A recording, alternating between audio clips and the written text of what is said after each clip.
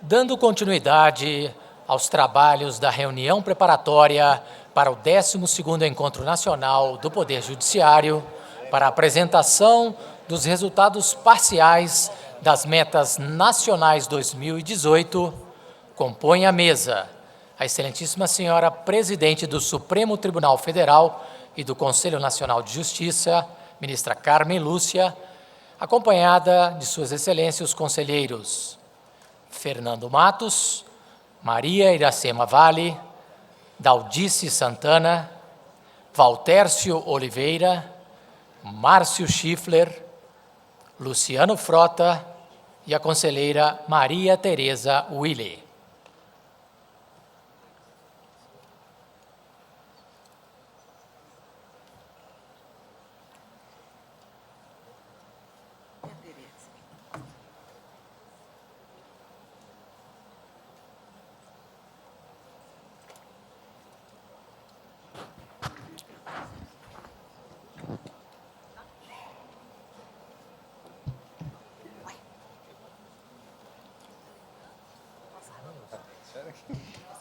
Boa tarde a todos. Em primeiro lugar, quero cumprimentar cada um dos senhores participantes desse evento, agradecendo a presença de todos, pedindo desculpas pela minha ausência no primeiro momento, mas atrasos em compromisso fora de Brasília me fizeram com que só agora eu chegasse e viesse diretamente, mas, claro, com o atraso com o qual eu não contava. Por isso, peço desculpas aos senhores por isso.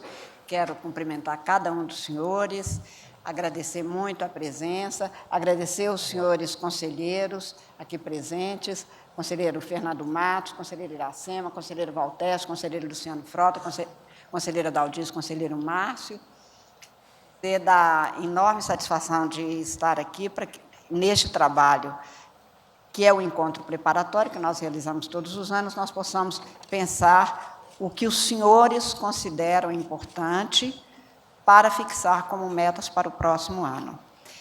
Passando diretamente ao início dos trabalhos, para os quais passarei a palavra ao eminente conselheiro Fernando Matos, eu gostaria de rapidissimamente enfatizar a questão das metas e o significado delas, até porque, nas minhas conversas, especialmente com os senhores juízes, tem havido alguma preocupação em relação ao que é fixado. Em primeiro lugar, dizer da importância de serem os senhores que trabalham para se chegar a estas metas, que no Encontro Nacional serão devidamente desenvolvidos e assumidos como aqueles que devem prevalecer, pontos centrais para o próximo período, para o próximo ano. Dizer que as metas têm o objetivo de, ao ser fixadas, revelar para os senhores um foco a ser enfatizado para um rumo específico.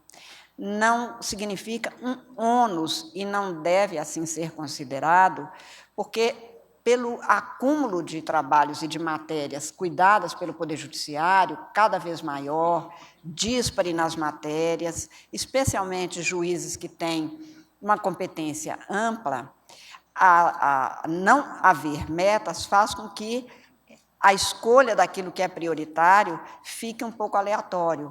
As metas fazem com que o Poder Judiciário brasileiro, que tem essa situação única, essa condição única de se reunir, ver o que mais importa na prestação jurisdicional, tomar isto como um dos objetivos a serem considerados num determinado período, facilite a vida tanto do juiz quanto a expectativa que se cria em relação ao Poder Judiciário. Então, nós não gostaríamos, tanto no caso a direção quanto os senhores conselheiros, que isto fosse considerado algo oneroso ou uma demasia ou mais uma coisa que os juízes têm que fazer. O juiz vai continuar desempenhando a sua função tal como ela deve ser. Apenas a meta ajuda a fixar esta rota de prioridade, sem nenhum embaraço novo a ser criado, e hoje, com os outros juízes podendo cada vez mais ter acesso ao que é desempenhado e ao que não é, para que cada vez mais a gente possa, inclusive, saber do que planejamos, o que fomos capazes de executar e o que é necessário oferecer em termos de recursos humanos, recursos materiais, para que os juízes possam ter um desempenho coerente com as necessidades da sociedade, mas principalmente em condições boas de trabalho, de valorização do seu trabalho e de facilidade para o seu trabalho. Então, só explicitando que as metas têm esta natureza, portanto, de ser um instrumento valioso de apoio e identificação daquilo que é considerado prioritário, segundo o que é definido pelos próprios juízes.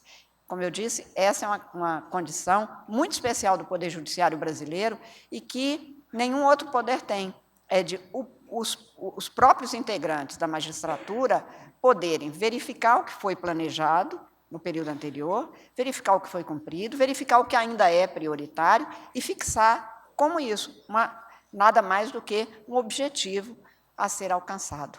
Mas, mais uma vez, agradecendo, portanto, a presença de todos os senhores, o empenho de todos os senhores, o trabalho valorosíssimo que os senhores desempenham para o Brasil, para a democracia brasileira, para o Poder Judiciário brasileiro. Eu passo a palavra ao eminente conselheiro Fernando Matos, que fará a explicitação, então, do desenvolvimento deste trabalho. Mais uma vez, agradecendo.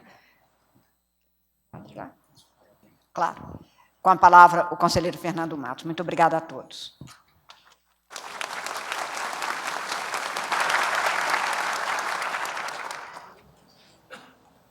Bom, boa tarde a todos, senhora ministra Carmen Lúcia, senhores conselheiros Iracema, ministro Aloísio,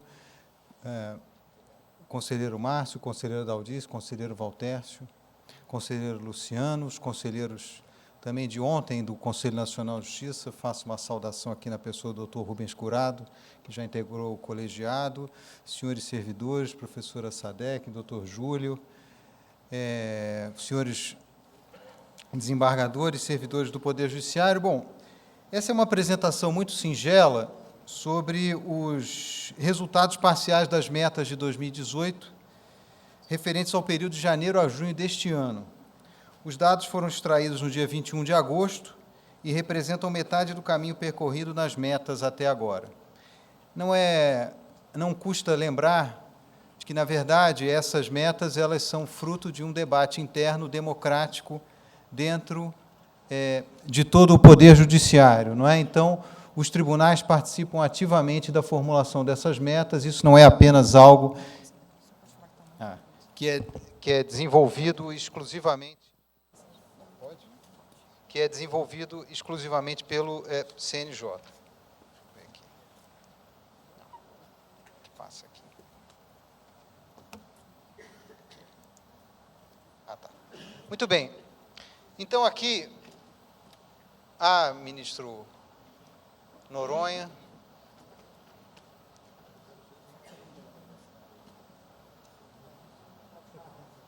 Peço desculpas ao conselheiro Fernando Matos, que tinha começado a apresentação, quando chegou o nosso corregedor-geral nacional e, a partir de depois de amanhã, presidente do Superior Tribunal de Justiça, que tanto participou e tanto se empenhou nesses 2 anos de gestão, e a quem eu sou, não só como amiga, mas como companheiro dessa jornada, muito agradecida, e quero que os senhores saibam que contamos, todos nós, no Brasil, com um magistrado desta categoria que honra todos nós, como todos os senhores têm honrado a magistratura brasileira.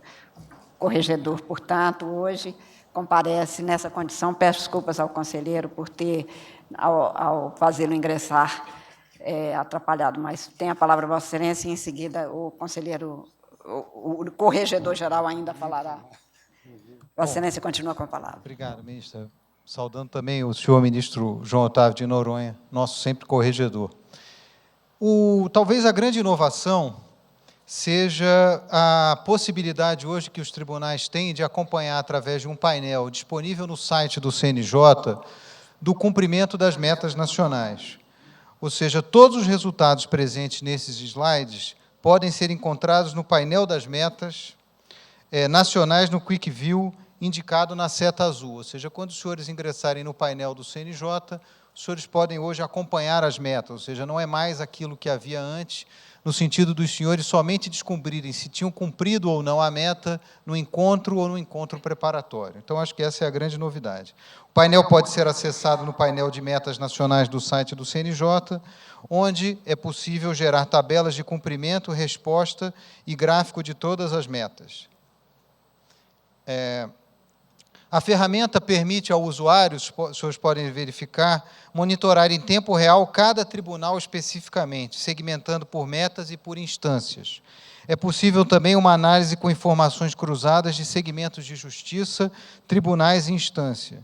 Com isso, há informações mais completas e dinâmicas, facilitando a visualização de acordo com a necessidade de cada cidadão. No exemplo deste slide, nós temos o quantitativo de processos distribuídos e julgados na meta 1 por tribunal.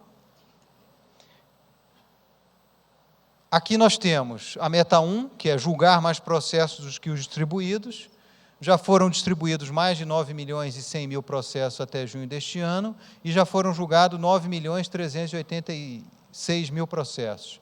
Então, há uma expectativa de quase 20 milhões de processos distribuídos e mais do que 20 milhões de processos julgados este ano. Aqui nós temos também, dentro da meta 1, julgar mais processos que distribuídos, um gráfico, e esse gráfico mostra o quantitativo de processos distribuídos e o número de processos julgados por mês na meta 1 em todo o judiciário. É importante observar que se espera que a linha azul, que a linha de julgados laranja, ela permaneça acima da linha distribuídos durante todo o ano. Aqui nós temos a meta 1, o percentual de cumprimento por ramo do Poder Judiciário. Né? Então, nós temos o STJ com cumprimento de 128%, até a meta na Justiça do Trabalho, esse cumprimento no percentual de 133%. A maioria dos tribunais apresenta um cumprimento superior a 94% da meta. A meta 2, que é o julgamento de processos mais antigos, há um passivo de 16 milhões de processos, e 5.800.000 já foram julgados. A Justiça Eleitoral já cumpre a meta 2 com 104,66%, 19 tribunais eleitorais e 9 do trabalho já cumprem a meta número 2. A meta número 3, aumentar os casos solucionados por conciliação. Nós temos aí 609.000 conciliações realizadas até junho de 2018, 480.000 na Justiça do Trabalho, 128.000 na Justiça Federal. Existe uma expectativa também de mais de 1 milhão de conciliações até o final do ano. Na Justiça Federal já foi superado o cumprimento em 400%, o que talvez recomende que haja uma revisão dessa meta. Ministra Carmen, nós da comissão, junto com os tribunais, temos examinado essa possibilidade de aumentar esse percentual, porque já se cumpre 402% da meta. Não é? Então, importante fazer esse debate ao longo desses dias com a COGEST, do Conselho da Justiça Federal, os tribunais regionais federais. Então, a meta 4, né, o julgamento das ações que visam o combate à corrupção e à improbidade administrativa. Até junho de 2018, havia um passivo de 49.000 processos, já em matéria de improbidade, né, e crimes contra a administração, um passivo de 146.000 processos, julgados já 63.000. Ou seja, os tribunais da primeira, segunda e quarta regiões já cumprem a meta 4 em 2018. Depois, a meta 5, impulsionar os processos na execução. Nós temos aqui o quantitativo de processos de execução fiscal e de execução não fiscal distribuídos. A expectativa, ou seja, mais 800.000 processos, 918.000 julgados. Execução fiscal, falta a Fazenda Federal, a execução fiscal federal, mas aqui uma distribuição de 5.000 processos e já julgados 7.000 processos. Ou seja, a expectativa é que sejam julgados quase 2 milhões de processos de execução. A Justiça Estadual ela está implementando uma política de desjudicialização e já está cumprindo 55% da meta até o mês de junho. A meta número 6, o julgamento das ações coletivas, até junho de 2018, um passivo de 300.000 ações, já foram julgadas 44.000 ações. O Tribunal Regional Federal da 4ª Região já cumpre a meta 6 nos 2 períodos de referência. Nós temos aqui ainda uma meta de julgamento de litigantes, de maiores litigantes e de recursos repetitivos. Isso se aplica essencialmente no Superior Tribunal de Justiça, mas também pode se aplicar no âmbito dos incidentes de assunção de competência nos tribunais, não é? E da uniformização de jurisprudência que se aplica também na Justiça do Trabalho. Então, o dado que existe aqui e a meta específica do Superior Tribunal de Justiça, garantir um tempo médio de 180 dias da afetação à publicação do acórdão dos recursos repetitivos, em temas afetados a partir de 13 de março de 2016, e julgar até 31 de 12 de 2018, 70% do estoque. Até metade do ano, o tempo médio de tramitação da afetação, o tempo médio da afetação à publicação tem sido de 339 dias, e dos 21 temas afetados até 18 de março de 2016, o STJ deve julgar até o final do ano 8, e deve julgar até o final do ano, ou seja, o STJ já julgou 8 desses temas, então também essa meta deve ser cumprida. Na Justiça do Trabalho, identificar e reduzir em 2% nos TRTs e 3% no TST o acervo dos 10 maiores litigantes em relação ao período anterior. Tanto o TRT quanto o TST cumprem a meta 7 com 123% e 100%, respectivamente, ou seja, já superaram. Apenas 2 tribunais não cumprem a meta 7 até junho de 2018, já foram julgados mais de 200 mil processos dessa meta. E aqui, por último, a meta número 8, referente à violência doméstica e familiar contra a mulher.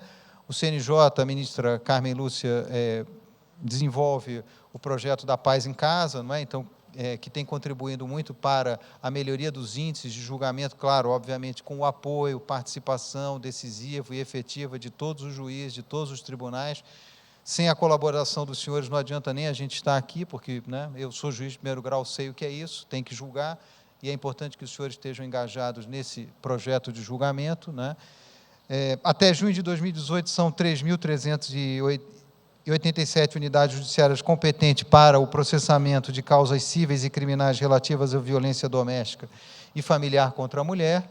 12 tribunais já cumprem a meta 8 de 2018. Todos os tribunais já realizaram um esforço concentrado de julgamento de processo no escopo do programa liderado pela ministra Carmen Lúcia, Justiça pela Paz em Casa. Todos os tribunais já instituíram em sua estrutura organizacional Coordenadoria Estadual da Mulher em situação de violência doméstica e familiar. E, por último, senhora presidente, da mesma forma que a professora Tereza Sadek, eu não poderia deixar de fazer um elogio, professora, não apenas ao DPJ, que é liderado pela senhora, mas aos órgãos técnicos do Conselho Nacional de Justiça, são extremamente engajados, extremamente preparados nesse diálogo com os tribunais, mas eu acho que o elogio mais importante, ou o chamamento mais importante, é aos senhores e às senhoras que estão nos tribunais, que sem os senhores e as senhoras não existe política de meta e não existe um avançar do Poder Judiciário para cumprir aquilo que a Constituição, a emenda 45, fala da emenda da duração razoável do processo. Então, muito obrigado pelo trabalho dos senhores, é muito importante esse permanente engajamento e queria agradecer também aos meus colegas da comissão, aos meus colegas do Conselho, essa solidariedade que existe entre nós, de visões às vezes diferentes do mundo e do Poder Judiciário, mas nada disso, né, senhor corregedor, é sempre em prol de uma união que Vossa Excelência e a ministra Carmen sempre souberam tão bem conduzir entre nós. Então, muito obrigado e nós estamos à disposição dos senhores.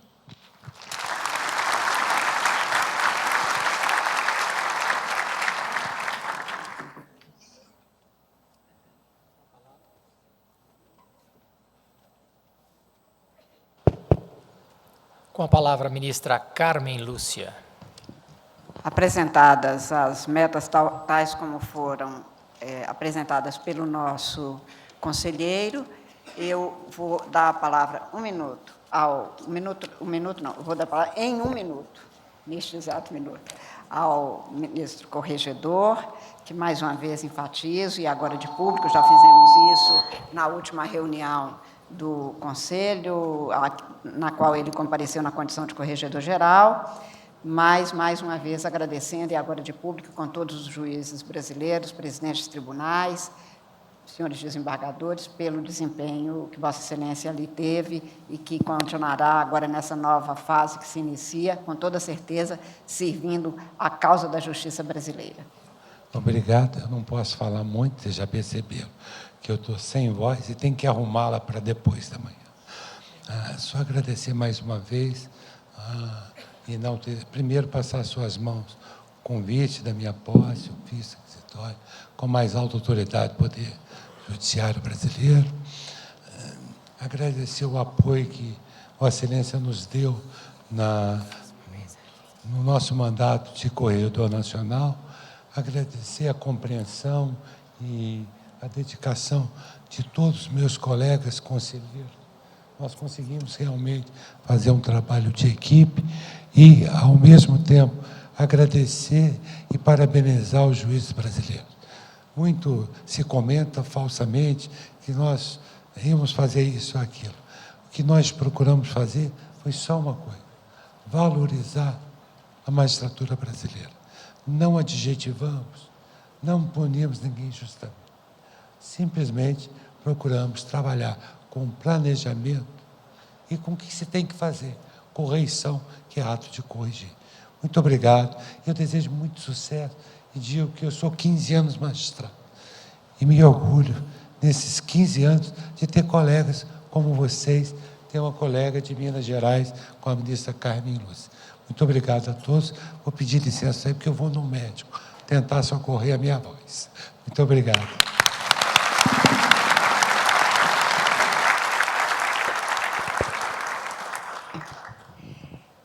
Senhores magistrados, com a apresentação das metas, eu vou convidar a doutora Maria de Fátima, doutor Renato, doutor Marcelo, a assumirem a mesa para apresentação do que, na nossa gestão, acho que foi,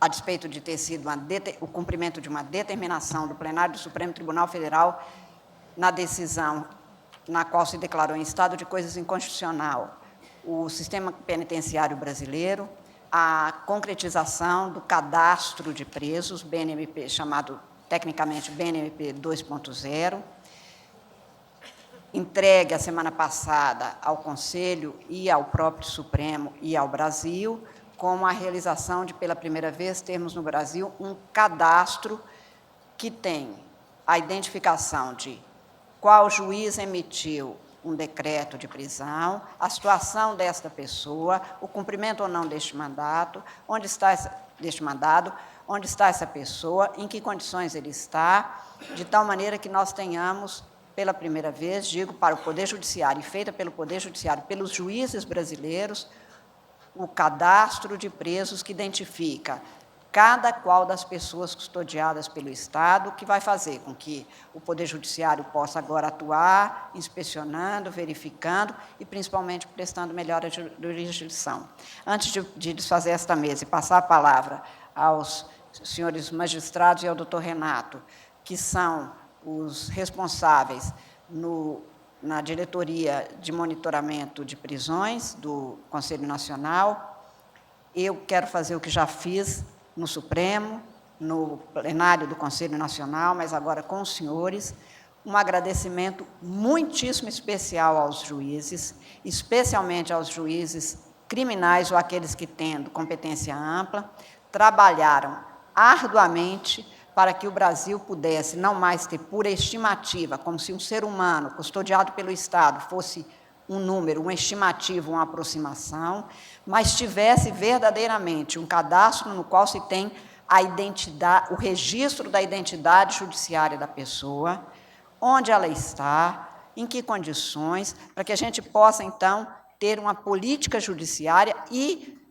partilhando desta plataforma, deste cadastro, oferecer ao Poder Executivo e mesmo ao Poder Legislativo, mas em especial ao Poder Executivo, que é responsável pelas unidades prisionais e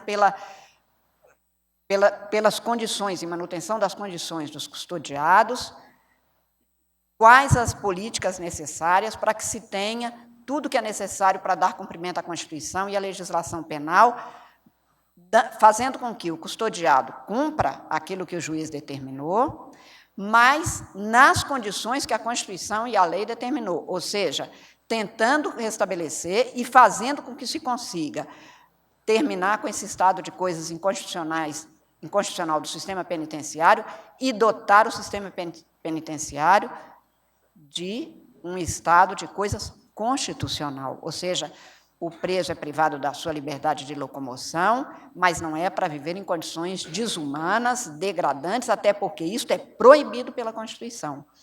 E era preciso um ponto de partida, que era esse cadastro, que foi elaborado pelos juízes, a pedido do Conselho e por determinação do Supremo Tribunal. Mas não fossem os juízes, os valorosos juízes brasileiros. E devo dizer, conheci juízes que honram qualquer poder judiciário, qualquer democracia, de qualquer lugar do mundo, que são os senhores.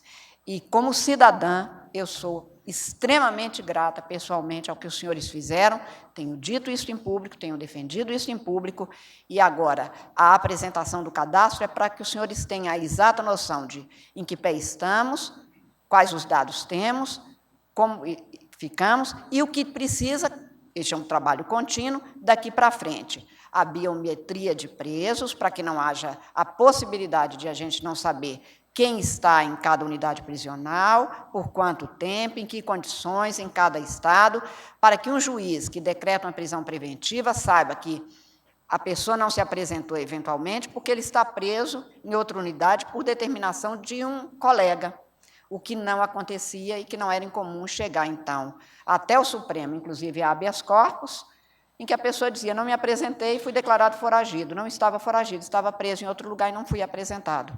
Até para que se tivesse, de uma situação como essa, até políticas públicas, por exemplo, sobre saúde, sobre trabalho, sobre medidas que são necessárias serem adotadas, sobre a priorização de julgamentos por aqueles que são provisórios, com uma decisão, sem nenhuma decisão, por mais de 180 dias, tudo isso agora nós temos, e pelo trabalho dos senhores magistrados. Eu agradeço especialmente aos juízes. Sei que os tribunais colaboraram muito, colocaram servidores à disposição. Dou um testemunho, está aqui o doutor Luiz Carlos, que trabalhou sábado e domingo durante 36 dias seguidos, 24 horas por dia, porque Minas Gerais era um dos únicos estados que ainda não tinha conseguiu realizar num tempo recorde para que tivesse a inteireza do sistema. E sei que, como eles, não foram poucos os juízes que trabalharam, acrescentando à sua labuta, que já não é pequena, este encargo de formular este cadastro, que, com toda certeza, a partir de aqui, servirá ao cidadão, porque saberá como está o processo.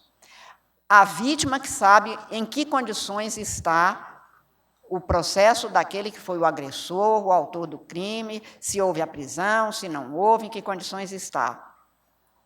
Ao preso, que tem os seus direitos limitados, na sua liberdade de locomoção, mas que tem outros direitos que devem ser respeitados, e principalmente para que a gente possa passar aos poderes executivo, estadual e federal as obrigações que são entregues constitucionalmente a cada qual deles. Portanto, eu vou pedir à doutora Fátima, que é a diretora, ao doutor Marcelo, que auxiliou no trabalho, e ao doutor Renato, que desde a primeira hora tem me acompanhado para que a gente chegasse ao cumprimento dessa determinação, a explanação, a exposição e a demonstração do funcionamento do cadastro. Muito obrigada aos senhores mais uma vez. Eu desfaço a mesa para que os outros, então, senhores juízes, possam ocupar e fazer o trabalho de apresentação. Muito obrigada.